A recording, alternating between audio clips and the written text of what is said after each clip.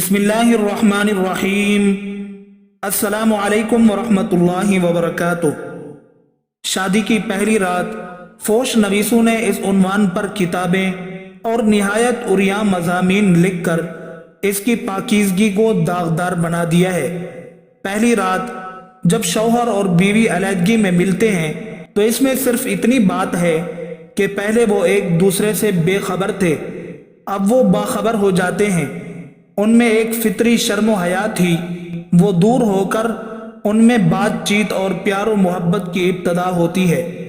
لہذا شوہر یا بیوی دونوں کے شب اول کو نہ تو کوئی پر اسرار رات سمجھنا چاہیے اور نہ اس سے خوف زدہ ہونا چاہیے، کیونکہ ہر بات کی ابتدا خوشگوار اور سہانی ہوتی ہے، ورنہ اس کے سوا اور کوئی خاص بات اس میں نہیں ہے۔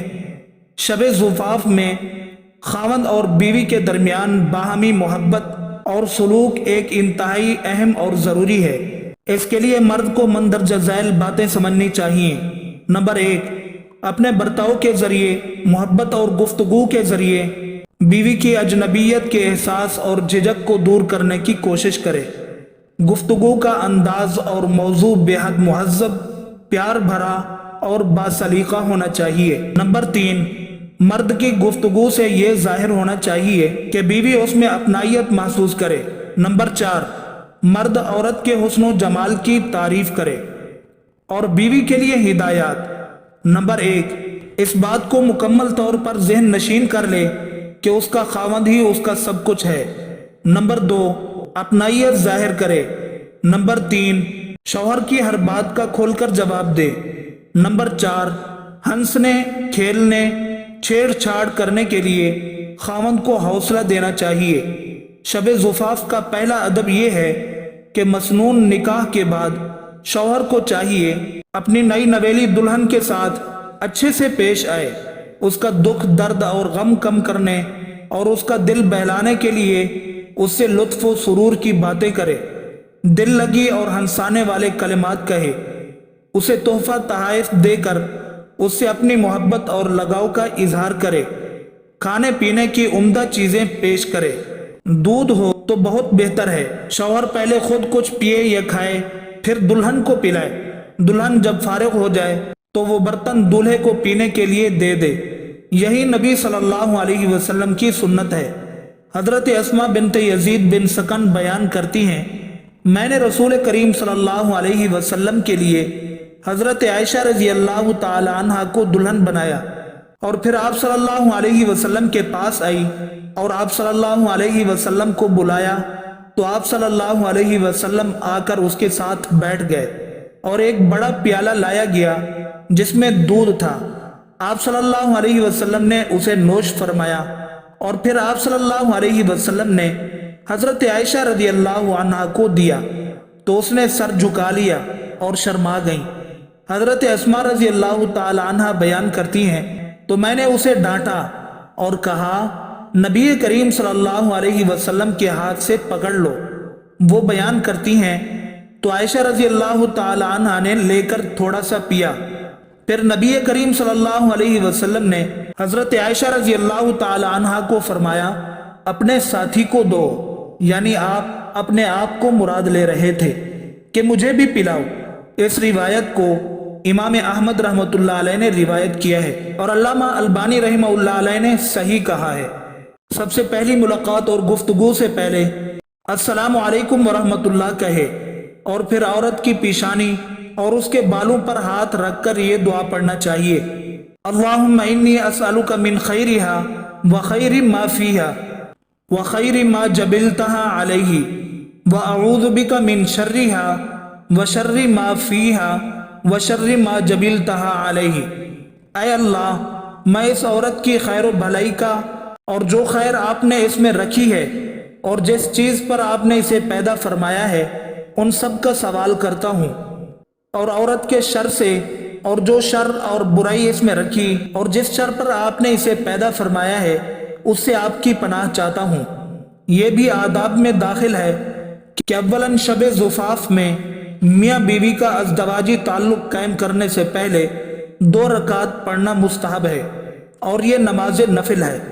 اور اس کا ثبوت احادیث سے ملتا ہے، اور یہ خیر و برکت اور میاں بیوی میں باہم الفت و محبت کا ذریعہ ہے، جیسا کہ مجمع الزوائد، المعجم للطبرانی اور مصنف ابن ابی شیبہ میں مروی ہے کہ ایک شخص حضرت عبداللہ بن مسعود رضی اللہ عنہ کے پاس آیا اور کہا کہ میں نے ایک کماری لڑکی سے نکاح کیا ہے، مجھے ڈر ہے کہ کہیں وہ مجھے ناپسند نہ کرنے لگے۔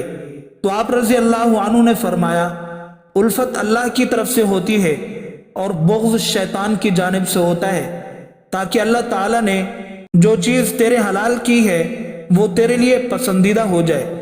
جب تو شب زفاف میں بیوی کے پاس داخل ہو تو اس کو حکم کر کہ وہ تیرے پیچھے 2 رکعت نماز پڑھے، پھر اس کے بعد اللہ سے یہ دعا مانگ، اللہم بارک لی فی اہلی وبارک لہم فیہ، اللہم ارزقنی منہم وارزقہم منی، اللہم اجمع بیننا ما جمعت الی خیر وفرق بیننا اذا فرقت الی خیر۔ حضرت ابو سعید رضی اللہ عنہ کو حضرت ابو حذیفہ رضی اللہ عنہ کے رتبے کے صحابہ نے ان کی شادی کے موقع پر اس کی تلقین کی کہ سب سے پہلے 2 رکعت نفل ادا کرو۔ دوسرا واقعہ حضرت ابو ہریرہ رضی اللہ عنہ کا ہے۔